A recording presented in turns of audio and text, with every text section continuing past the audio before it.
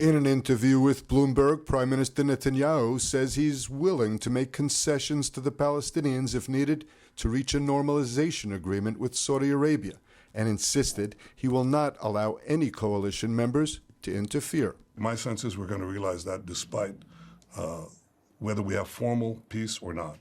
But do you have to give concessions? So we understand Probably. Saudi Arabia. Some, but so I think, what would you give? Would you limit, for example, Jewish settlements in the West well, Bank? Again, you have a good penchant as a good journalist to try to eke out for me my negotiation stance, and of course you're not going to succeed, but you could keep on trying. Washington is seeking to advance an Israeli-Saudi normalization deal because of its perceived benefits to U.S. national security, to counter advances in the region by Iran and China. Such a deal would reportedly include a massive Saudi aid package to the Palestinians. Do I think it's feasible to have that? And do I think that political questions will block it? I doubt it. If there's political will, there'll be a political way to achieve normalization and a formal peace between Israel and Saudi Arabia. In what may prove to be an embarrassing remark for the Saudis, Netanyahu indicated that behind the scenes, the Palestinians are a non-issue. I think there's enough room to discuss possibilities. I don't think, I think the Palestinian thing is brought in all the time. It was always brought in, and it's sort of a checkbox. You know, you have to check it to say that you're doing it. Is that what is being said in corridors? Is that what is being said in discrete negotiations? I don't know. You tell me. What's being said? The answer is a lot less than you think. Joining us now is Steve Leibowitz, host of ILTV's Insider, and quite on target, coming after Netanyahu's remarks of the subject of tonight's broadcast will be prospects for normalization with Saudi Arabia. Hi, Steve. So who are the guests on the upcoming show, and are they optimistic that normalization would actually happen? Well, first of all, even before Netanyahu's comments, which were quite dramatic in a way, I had arranged the Saudi normalization as the subject, and I arranged for Aryeh Lightstone, who was an architect of the Abraham Accords, to be one of the guests. He's speaking to us from New York. And Dan Diker, the president of the Jerusalem Center for Public Affairs, two guys that have been talking about this issue, about dealing with the Saudis, about normalization for years. So we got the right guests, and they had some very provocative things to say and certainly did not always agree with each other about where this is going.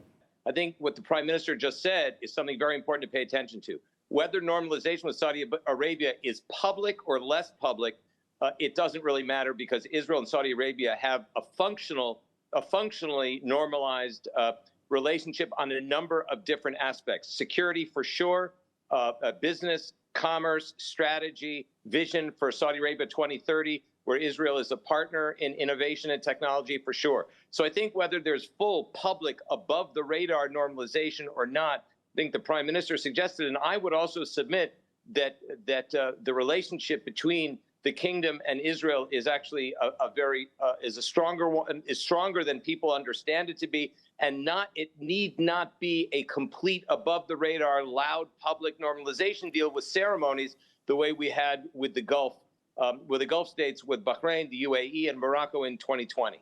Are they optimistic that this could actually happen? Well, I would say that one of them, without giving away which one, is very optimistic that it's going to happen. He's even willing to sort of place a bet and change American party affiliation if it goes the way he's expecting it to go. And the other says it may never happen, but decent relations between Israel and Saudi are enough. It doesn't have to be full formal relations, according to one of our guests. It can be something else. What are some of the main obstacles that you see? Well, certainly one of the obstacles is the concessions that Netanyahu was referring to that Israel's going to have to make to the Palestinians. For example, if it's only a settlement freeze, like happened during the Abraham Accords, then perhaps Netanyahu can get it through his center-right government. If it's more than that, if it's giving up territories in Judea and Samaria, if it's making any real major concessions to the Saudis, for example, they would like to have a civilian nuclear program, which Israel has traditionally opposed because it could turn into an arms race for all of the Middle East.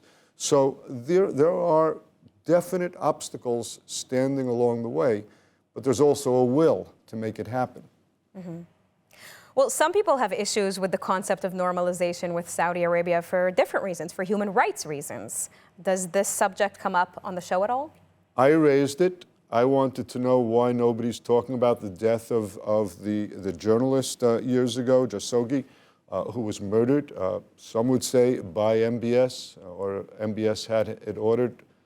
And Saudi has a whole range of other major human rights issues that the United States has had problems with traditionally, and certainly that go against things that we believe in Israel, on the one hand. On the other hand, I had guests who really know what they're talking about and who have been to Saudi Arabia, at least one of them, who is very optimistic that within a few years from now, you'll be able to get in your car and take a ride directly to Saudi Arabia and reach there, I suppose, to one of the major cities there in about 5 hours, I think he was saying. He didn't believe that the train that Netanyahu was talking about is going to be built in that amount of time, but a fast road to Saudi Arabia from Tel Aviv, he says yes. Wow, that's ambitious and optimistic. Is there a time frame for this, do you think, or is it really somewhere far out in the future? The main time frame is like this. The U.S. elections, strangely enough, head into high gear starting around March of next year. So one of our guests is predicting, or at least is suggesting, the possibility the White House lawn in those months before U.S. elections could be a perfect time for Biden to bring out MBS and Netanyahu for a handshake, signaling the beginning of normalization between Israel and Saudi Arabia. Do I think it's going to happen in March? Let's say I'm a little bit less optimistic. I see. Tune in to Steve Leibowitz on this week's Insider. Thank you, Steve. U.S. House Minority Leader Hakeem Jeffries led a delegation of over 20 Democrats to Jerusalem this week and reaffirmed the party's strong commitment to Israel's security. Prime Minister Benjamin Netanyahu met with the Democratic congressional delegation organized by AIPAC and stressed the importance of a credible military threat to deter Iran's nuclear plans. Netanyahu emphasized that Israel will do everything in its power to defend itself against any threats. He also discussed Israel's technological advance and the potential risks and benefits of AI. AI is much, much, much bigger. And the hype is not hype. It's real, and it's happening.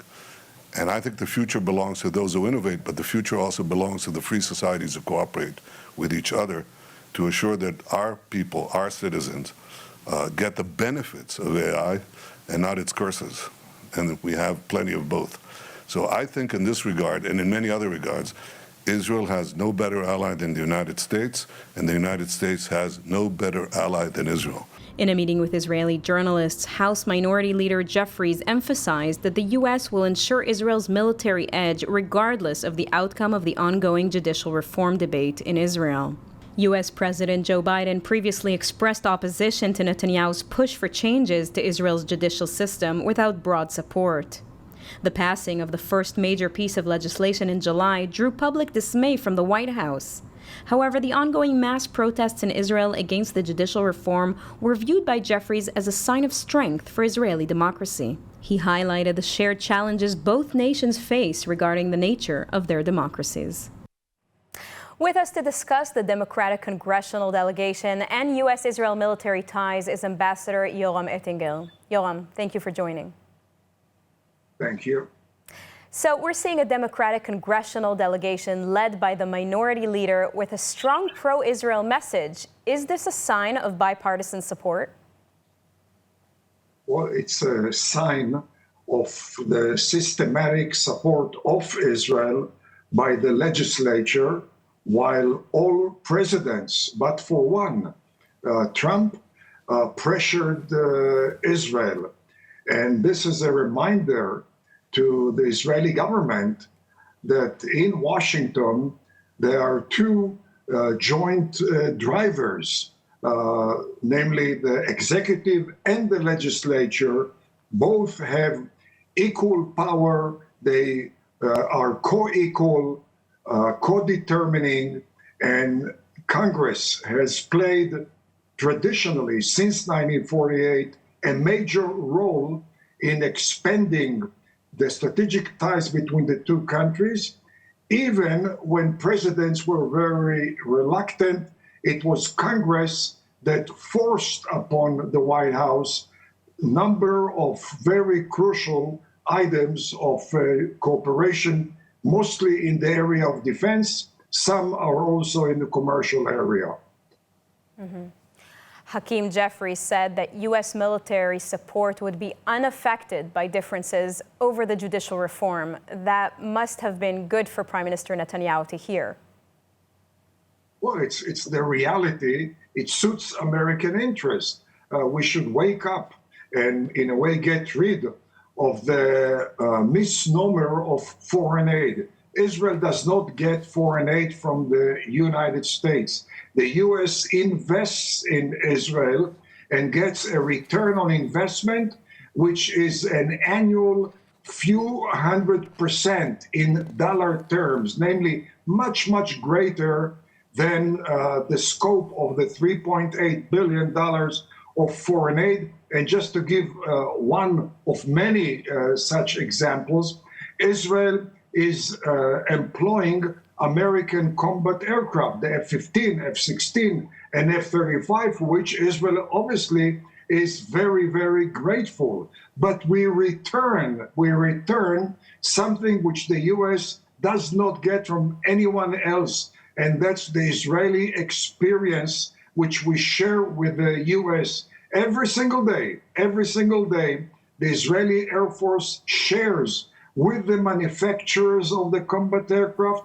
and with the Air Force operational, maintenance, and repair lessons. There are hundreds, literally hundreds of such lessons integrated into upgrades in the updated generation of the combat aircraft. And that spares the U.S. many, many years of research and development, which amounts to billions of dollars. It enhances the U.S. competitiveness in the global market, which means more and more export of the F-35, F-16, and F-15, which amounts to additional billions of dollars, and it expands the employment base of the defense and aerospace industry. And that's only one of many such examples, which basically means it's a mutually beneficial two-way street. And the minority leader, rightfully so, says that there's no connection between the current controversy in Israel and the future of that annual investment in Israel. He is absolutely correct from the U.S. interest point of view. It serves both the U.S. and Israel. Do you anticipate any changes to the military alliance between Israel and the U.S. moving forward? Well, I don't anticipate an American initiative. Quite frankly, I have been for many, many, many years a fan of phase out of what is wrongly called foreign aid over some 10 years, and every year dedicate the 10% phase out to a new binational industrial foundation or fund, which will get together American and Israeli companies with very, very real, clear synergy between the two of them. That will do justice to both countries, and phasing out the what is called foreign aid would be a boom to the Israeli defense industry, which today is deprived of a very substantial market, namely the Israeli military.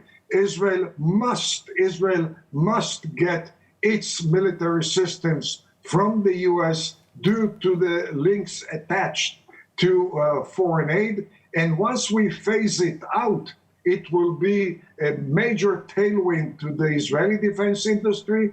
It will enhance dramatically our favorability or our diplomatic standing in the U.S. It will also enhance our posture of deterrence, being independent of foreign aid. And mind you, today, the Israeli gross domestic product is over $500 billion. We're talking about significantly less than 1% of GDP. To phase it out over 10 years, especially against the backdrop of what we did during COVID or Corona time, and does not amount to an insurmountable challenge. Phasing out foreign aid to Israel would do justice to the bilateral relations, would do justice to the Israeli economy, mostly the defense industry, and would do justice to Israel's standing in the American public. Okay, Yoram Ettingel, thank you for your important input. Thank you. Israel will ease travel curbs for Gazan Americans in order to satisfy U.S. requirements for entry into the visa waiver program. More from ILTV's William Sharon. The deal signed with Washington ahead of Israel's anticipated entry into visa waiver program deprioritized Americans from the Gaza Strip. But Israeli officials say they too will be able to use Ben Gurion Airport. Only about 100 to 150 people from the Gaza Strip hold on to a U.S. citizenship. And after passing security examinations, they also will be able to enter Israel on a B2 tourist visa and fly out of Ben Gurion Airport. We are super excited to be Palestinians and fully Americans, that the Israeli government will be treating us who hold the U.S. passport in equal treatment. The visa waiver program is of special importance for American citizens who have a Gaza ID like myself. That means is now I can fly into an airport that's 40 minutes away. The decision goes further than the memorandum of understanding that Israel and the U.S. signed last month, in which Israel agreed to ease travel curbs for Palestinian Americans from Judea and Samaria. This was the key benefit that the Biden administration secured for U.S. citizens, that they will be able to use Ben Gurion Airport, Israel's primary international airport, for the first time. The visa waiver is expected to be approved by the end of September. Once approved, Israelis will be able to enter the United States without requiring a visa. The IDF has demolished the home of the terrorist who murdered Israeli brothers Hallel and Yagel Yaniv in Hawara in February this year. More in this report from ILTV's Steve Leibowitz. The IDF Central Command carried out the demolition order on the home of Abed Garusha, the terrorist who carried out the double murder of the Yaniv brothers last February in the town of Hawara in Samaria. The nighttime demolition operation was in the Askar neighborhood of Nablus. Local rioters clashed with security forces sealing the area. According to health authorities, dozens of Palestinians required treatment for gas inhalation. 22-year-old Hillel and his 20-year-old brother Yagel from Har Bracha was shot to death by the terrorist gunmen as they were driving through Hawara. The gunmen suddenly fired 10 to 15 rounds at point-blank range before fleeing the scene. The attacker was tracked down and killed by security forces a week after the double murder. Hallel and Yaniv's parents responded to the demolition, telling Army radio, "The destruction of the house won't return our children, but it will show that there is law and there is justice, and those who rise against us must know that they will pay a heavy price for their criminal actions. There is punishment, there is deterrence, and for us, there is also revenge." A cyber attack hit the Ma'aneh HaYeshua Medical Center overnight, causing a partial shutdown of the facility. The Israeli Ma'aneh HaYeshua Medical Center in Bnei Brak confirmed that it was hit by a ransomware attack, which resulted in the partial shutdown of its administrative computer systems. The hospital assured the public that no harm was caused to the patients or the medical equipment, and medical care is still being provided. As a precautionary measure, the health ministry made the decision to suspend outpatient clinics and imaging centers at the hospital until further notice. They also requested the public to avoid coming to the emergency room during this time. Both the health ministry and the Israel National Cyber Directorate have been promptly informed about the incident and have dispatched teams to assist with the situation. The identity of the perpetrators behind this cyber attack remains unclear, but this isn't the first time such an incident has occurred in Israel. Last year, the Hillel Yafe Medical Center in Hadera was targeted in a cyber attack by hackers from the Iranian Black Shadow Group. In 2021, a report from Israeli cybersecurity firm Checkpoint highlighted that Israeli institutions experience about twice as many cyber attacks as the global average. The health sector, including hospitals, faced an average of about 1,500 attacks each week. Checkpoint's report also revealed that the most targeted sectors around the world, including Israel, are education and research, followed by government and security organizations, and then health institutions. The troubling trend highlights the importance of maintaining robust cybersecurity measures across all sectors in Israel. Authorities currently continue to investigate the latest attack at Ma'aneh HaYeshua Medical Center. An Israeli relief mission is en route to Cyprus to aid their Mediterranean neighbor in containing the wildfires in one of the longest heat waves in the island's history. At the request of the Cypriot president, Prime Minister Netanyahu approved the mission, codename Wings of Fire, and is set to help extinguish the huge fires raging in the city of Limassol. Israel's strong bilateral partnership with Cyprus has promoted this rapid response to the emergency request for assistance. The relief mission involves 2 air tractor firefighting aircraft, manned by a crew of 4 pilots, a trained ground crew, wildfire experts, and equipment including approximately 6 tons of Israel Fire and Rescue Service flame retardants. This is not the first time Israel has extended a helping hand to its neighbors.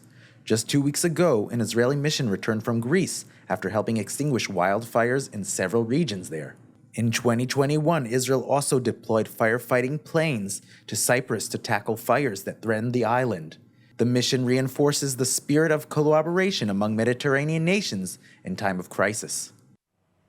And some exciting news in the world of travel and aviation. Israeli Arkia Airlines, a prominent player in Israel's aviation sector, has unveiled its plans to launch a direct flight to Sri Lanka. In a first-of-its-kind move, Arkia Airlines will launch the first-ever direct flights from Tel Aviv to Sri Lanka, opening a new chapter in their flight network. The inaugural flight is scheduled to take off on October 31st. For Israeli travelers eager to explore Sri Lanka's scenic beaches, natural landscapes, and rich cultural heritage, this development is a game-changer. Until now, they had to rely on connecting flights, which often meant longer travel times and logistical complexities. Although Sri Lanka has long been a sought-after destination for Israeli travelers, security concerns in the past hindered operations. The Sri Lankan government has now granted approval, enabling Arkia Airlines to commence flights with certain security conditions in place. The initial flight schedule includes a weekly departure from Tel Aviv on Tuesdays, with return flights from Sri Lanka scheduled for Wednesdays. The round-trip price will start at $599. Experience the power of truth with ILTV News. If you're looking for quality content and captivating visuals, join our news community and become an integral part of our team as we embark on a mission to unveil the real Israel, dismantling the web of lies and misinformation that surround reporting on Israel. By subscribing to ILTV News, you will not only have access to the latest updates, but you will also amplify our message, creating a ripple effect that carries the truth far and wide. Subscribe today and help reshape the narrative. Available on the web, Android, and Apple.